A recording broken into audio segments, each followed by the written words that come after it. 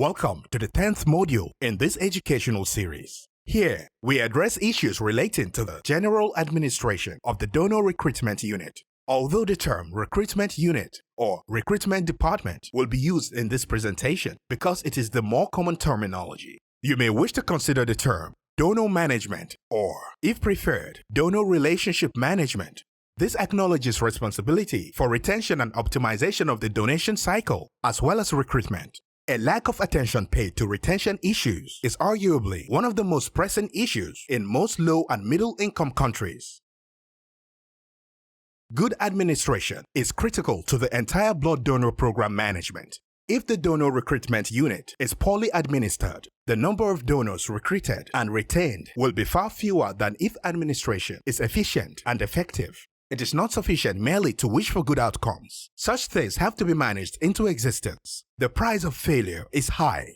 Since the recruitment unit is responsible for the flow of raw materials, its performance is a significant factor in whether hospitals receive enough blood. In countries already struggling to meet demand, patients will likely die if management of the recruitment unit is suboptimal. There are 8 key learning objectives that will be pursued in this module, and these are described on the slide. At the end of the module, please check and ensure all objectives have been covered. In Module 1, we summarized the key functions of this department using the points shown on the slide. In this module, we are going to expand on these issues in order to get a better understanding of the crucial role of this department in meeting the primary objective of a transfusion service, that is, providing adequate and safe blood to all in need. Many of the terms used in the coming slides will be familiar to you from earlier modules. However, for ease of reference, these terms and acronyms that you will shortly encounter are defined here. Many blood services are run as national systems under the control of the government. However, across the world, this is not universally the case, so it may be helpful to understand some of these variations and how this influences performance. The slide shows 2 models. The first is a monopoly, with one national organization collecting to meet national need. This may be under the control of the government, usually through some form of Department for Health, or run by a non-government entity such as the Red Cross or Red Crescent, and sometimes the system may be a hybrid of the two. For instance, where most administration is under the control of the government, but recruitment activity is devolved to the Red Cross or Crescent. In some countries, most notably the United States, there is a competitive system. Here, blood collection is the responsibility of multiple community blood banks and other organizations.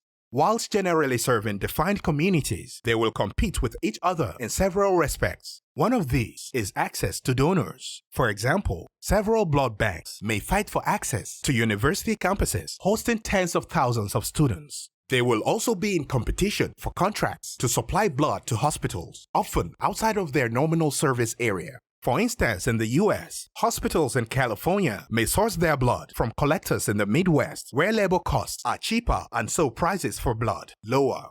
Before moving on to the next slide, you are encouraged to pause here and consider what the advantages and disadvantages of each system might be. Here, we explore these pros and cons. When considering a monopoly situation, that is, a single organization meeting national need, there are several benefits. There is a great deal of control, and it is relatively easy to forecast demand. It also gives clear responsibility and facilitates good links with other parts of the health community. However, the lack of competition can mean that monopoly organizations can become lazy in their approach and are often slow to innovate. This can be unfortunate for their hospital customers who have nowhere else to go for their blood supplies. In a competitive market, the advantages and disadvantages are flipped. Blood services in this system have every incentive to innovate and try to improve product, service, and price, and this generally benefits their customers. But even if nominally not for profit, the competitive element may lead them to focus on priorities other than the patient. They can also find it difficult to read the market. For example, if hospital orders fall, is this because of genuinely decreased demand, or because a competitor has stolen this business from them? The mitigating actions in each case will be very different. A well-administered recruitment unit will be both efficient and effective. But let us check our understanding of these terms. Effectiveness is the level of achievement against whatever targets have been set. This is best achieved by avoiding doing the wrong things right. For example, you might deliver an amazing motivational recruitment talk, but if this is delivered in an old people's home, it will not be effective. Efficiency is the cost of these achievements. This is best achieved by avoiding doing the right things wrong. Using the earlier example, you correctly switched from the old people's home to a high school for your recruitment talk, but the messages promoted are weak and uninspiring. Right action, wrong delivery. Before we focus in on the blood donor recruitment unit, it is helpful to have a broader understanding of how a typical transfusion service is structured. There is generally an executive team that will comprise a CEO and medical director, although these roles may be combined, and perhaps senior staff from other disciplines such as quality. The recruitment unit may report into a member of the executive team or directly to the CEO. The head of the donor recruitment unit may have this term in their title, or it could be referred to as public relations, marketing, or badged in some other way. There may be variations in the way the donor clinic and donor recruitment are structured. How this is managed may depend on a number of factors, and is testimony that there is no global consensus on what structure is best. Particularly, the blood collection and donor recruitment departments may share common leadership at or below the executive team, or may be two entirely separate entities. Here, we see one variation in which recruitment and collection activity is combined within a blood procurement function.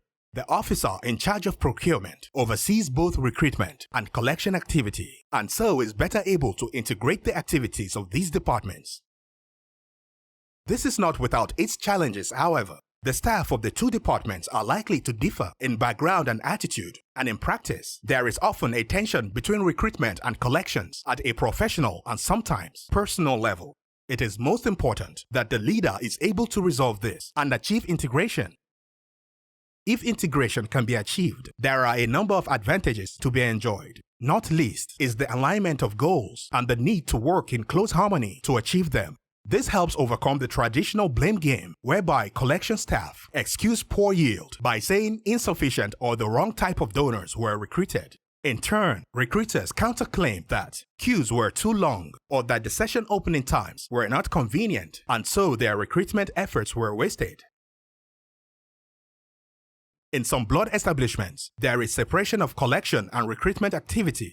The head of the recruitment unit and reporting staff identify opportunities in their communities. Working with schools, workplaces, and groups across an assigned geographical area, they will engage in education and motivation efforts and book dates and times for the collection team to attend. In some facilities, a donor recruiter may join the team on the day of collection to ensure donor attendance meets targets. In this model, care must be taken to ensure that the recruiter is adding more value by being with the team than if he or she was engaged in developing future collection events or pursuing other opportunities. If a blood drive is quiet, it may be acceptable or preferred to empower members of the collection team staff to engage in motivation activities. There is a need for collaboration and regular planning meetings since it is easy for tensions to arise. For example, recruiters should be careful not to book too many successive collection events a long distance from the base, as this will risk exhausting and alienating teams. We see here a number of the key responsibilities typically assigned to the recruitment department. Most of these have been covered in detail in earlier modules. The volume of work will determine the structure and number of personnel needed. In blood establishments with low collection requirements, there may be only one or a small number of individuals delivering all recruitment activity. In larger national services, staff numbers will be higher and the degree of specialization typically increases. So, for example, rather than having a digital officer, there may be individual employees with responsibility for the website, another for social media, and so on. These issues will influence the type of individual you look to hire and the appropriate skill sets you should seek. But common requirements are typically a strong customer focus and excellent communication skills. Being comfortable in a team setting is important, as is flexibility, since travel, overnight stays, and early and late working are often an essential part of any recruitment role. Monitoring and evaluation is increasingly important for accountability, and so staff need to not just do, but be able to reflect on outcomes and change practice accordingly.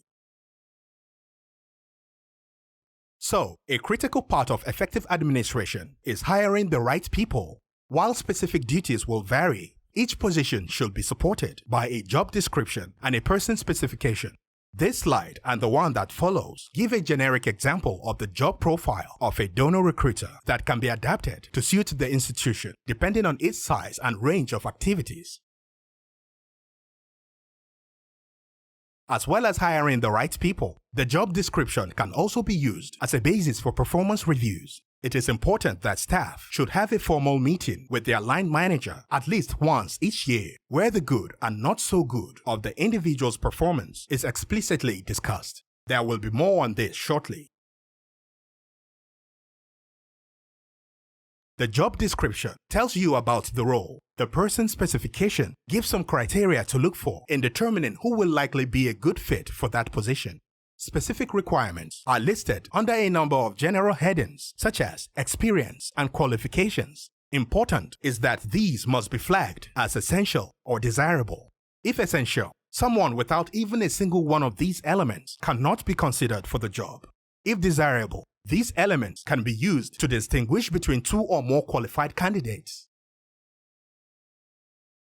Being able to interview well will assist in making sure you hire the best people available for any position.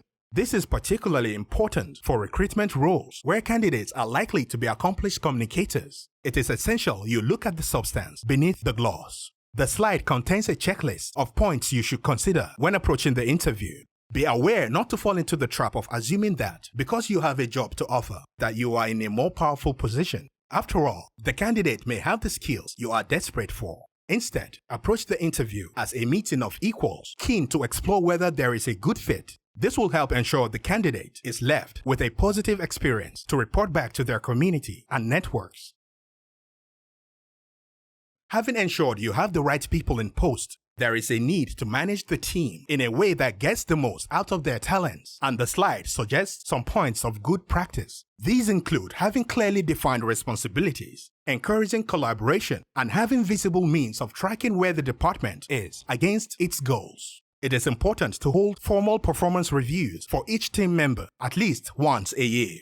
There should be no surprises at these meetings. If there are performance issues, these should be raised at the time, not stored up for weeks or months to be brought out for the performance review. Equally, if praise is due, give this at the time also. Good administration of the recruitment unit will require that some documentation is produced to support operations. This slide and two that follow list typical categories of forms and show an example. Capturing such data will help in assessing the performance of the unit and identify areas for improvement. Donor feedback is particularly important in this. Individual comments should be analyzed and reported on in such a way that it is possible to see an overall picture and identify emerging common issues. If possible, it is good practice to provide feedback to all donors making comments. Where this is not possible, you should try to make clear where changes have happened as a result of donor feedback in order to encourage more in the future and show that your blood service is a listening organization. This might be a notice at a collection event highlighting some change or an article in a newsletter or website. This example is of a form that may be designed to capture information about a new donor panel.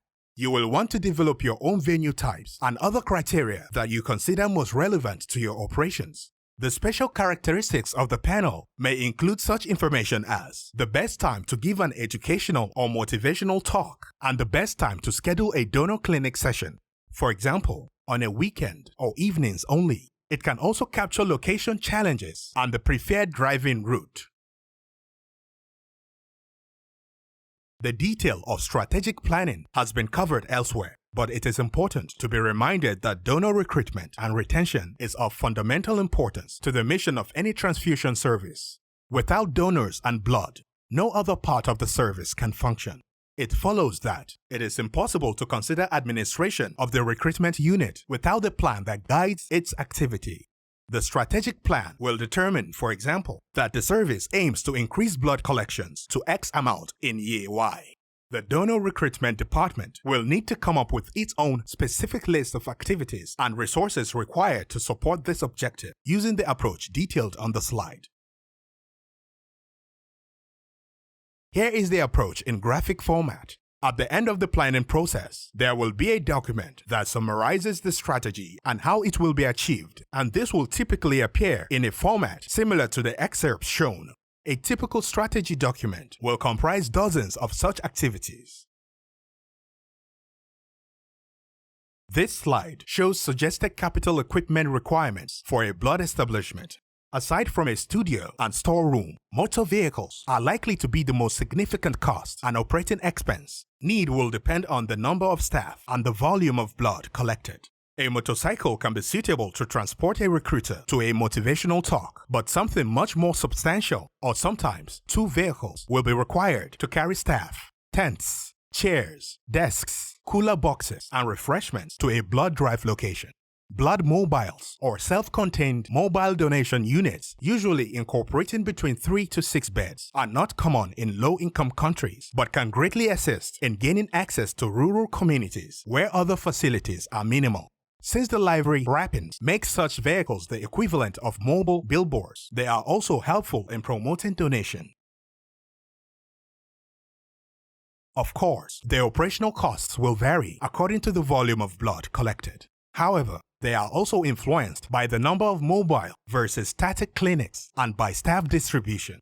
In this respect, there may be a trade-off between capital and operational spend. In a national service, for example, transport costs will be reduced if staff are located in regional offices around the country, close to the communities they serve. Conversely, costs will increase if everyone is co-located in a single national headquarters, as travel distance to communities will be greater. These are likely to be the minimum staff positions required. Although numbers will naturally vary, there are other positions that can be imagined, such as donor retention officer, according to the ambitions of the organization. Although the term volunteers suggests a free resource due to the high unemployment rates, in most developing countries, those volunteering often expect some allowances for transport, food, and uniform, or even some cash reward. Where volunteers are used, training should ideally be equivalent to that given to salaried staff. This implies their contribution needs to be regular, not occasional. Otherwise, this training investment would be hard to justify.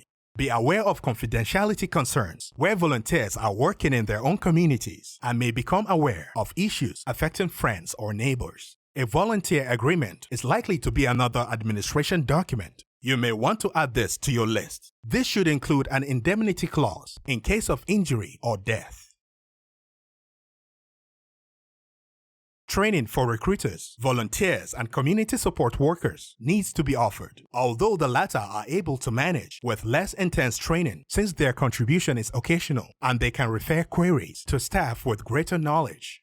As well as the essentials of blood donation, strong emphasis should be placed on customer care type issues so that donors are treated with the reverence they deserve. Mentorship by experienced donor recruiters is important, especially during field visits when talks are given or blood collected.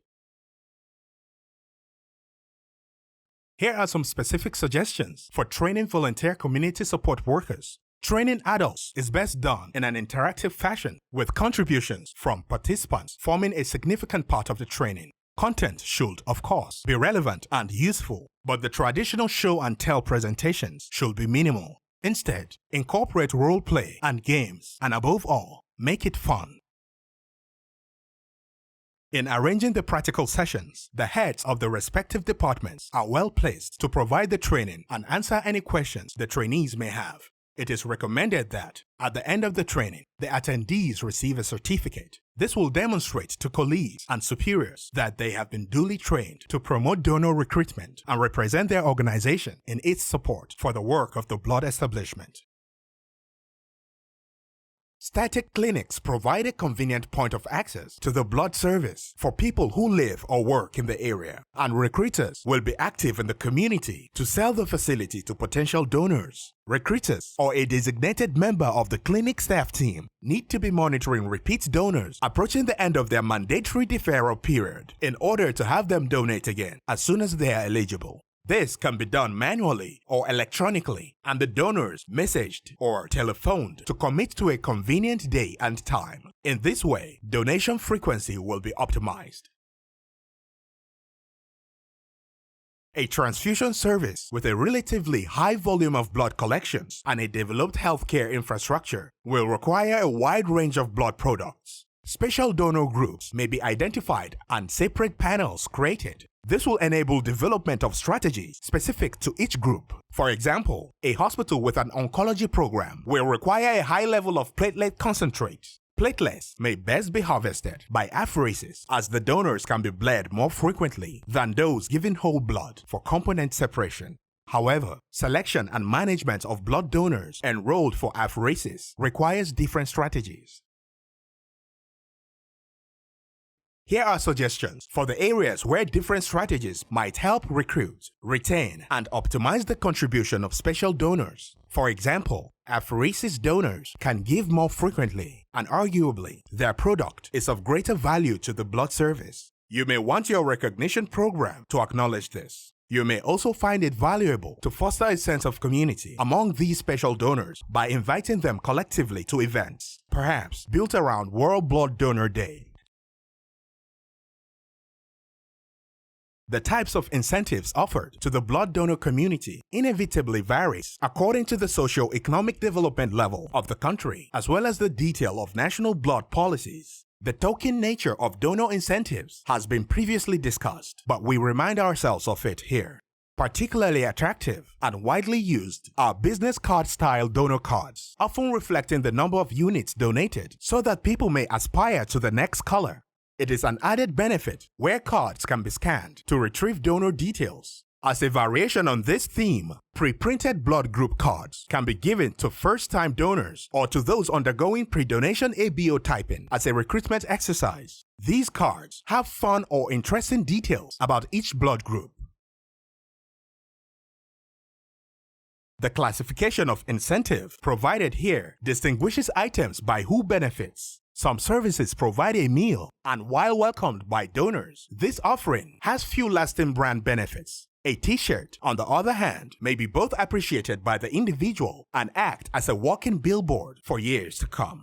It has been observed that incentives may not only attract the wrong sort of donor, but may also put off the right sort. That is, the sort of people who don't want others to think that they give blood solely for the free gift. There are also logistical challenges. For instance, t-shirts have to be available in a range of sizes. Not having an appropriate size on a mobile blood drive may create donor discontent. The key issues regarding incentives are summarized here. Every transfusion service needs to determine how to structure their incentives based on the socio-economic conditions of their communities and their own finances. It is emphasized that there is need for ongoing internal research to determine the appropriateness of the various incentives or awards for different age groups and localities. A great deal of money can be wasted if incentives are not well targeted or fail to achieve the desired impact. Linked to the incentive debate is the issue of donor awards. Awards are primarily aimed at public recognition of individual blood donors, although as a secondary benefit, they promote blood donation among peers and the community. Unlike incentives, they need not be costly. A properly designed certificate for defined milestone awards is inexpensive, but when displayed at home or office, boosts the self-esteem of the individual, and when seen by others, is a good recruiting tool. A physical wall of fame at a static clinic with pictures of the milestone donors who give there can be effective but costs little. A virtual wall of fame can be created to work in much the same way. Experience has shown that it is helpful to set up a blood donor committee in order to assist the transfusion service determine the types of awards, the award frequency, and preferred occasions to present. In those communities with blood donor societies, this task can be delegated to the society so they make the recommendations on behalf of donors. In some cases, the society or club sources the award items from businesses, arranges the ceremonies, and presents awards to donors alongside the transfusion service. The following slides deal with measuring the performance of individual staff members and the department as a whole. The primary reference is the work plan at individual and unit level. Critical to the success of the donor recruitment and retention program are the impact of IEC, public relations and marketing on blood donation and how the respective staff performed in these areas. It is possible to give an objective summary of performance by dividing the number of indicators achieved by the total number of performance metrics under review. Examples are shown here of performance measures or KPIs where achievement against target can be assessed. Note that many services find it helpful to measure projection and prediction accuracy in order to match collection team resources with expected donor turnout. The warning around averages will be explained on the next slide. The averaged projections would appear to show that all is well, since across the 20 collection sessions, 1,000 units were expected and 1,000 were collected. However, at a session level, blood drives 1 to 10 would be crowded and busy, probably with very low donor satisfaction, while drives 11 to 20 would be overstaffed and wasteful of resources. Consequently, most blood services monitoring prediction accuracy have a tolerance of perhaps plus or minus 10 to 15% for projections of donor attendance. Outside of this band is not considered acceptable. Here, we look at how to construct a form to measure the departmental or individual performance. It is important that performance should only be assessed based on agreed and approved work plans in order for this process to be objective. This negates the need to have qualitative assessment of performance, which can easily lead to dispute. This example shows how a traffic light system can be used to good effect for reporting on achieving or not achieving set and agreed targets. By agreed, we refer to mutual acceptance between the responsible individual and the department, or between its head of department and top management at the time targets were set. Here, purple means the person or department exceeded the target, and green indicates achievement. An amber flag indicates partially completed or achieved activity, while red reflects not met or not done. The blood service should strive to have performance assessment with this level of granular detail. It enables areas of poor performance to be easily identified and remedial actions taken. This method of performance assessment has a clear audit trail and is generally acceptable to indeed often required by internal and external stakeholders. You may wish to consider international benchmarking where the performance of your organization is compared to that of another. This is helpful for recruitment activity, but also for all other functions. It not only informs you whether your performance in different areas is above or below average, but also whether you are spending more or less money in achieving these outcomes. Please use these prompts to help you reflect on what you have learned. In Module 11, we will look in more detail at monitoring and evaluation,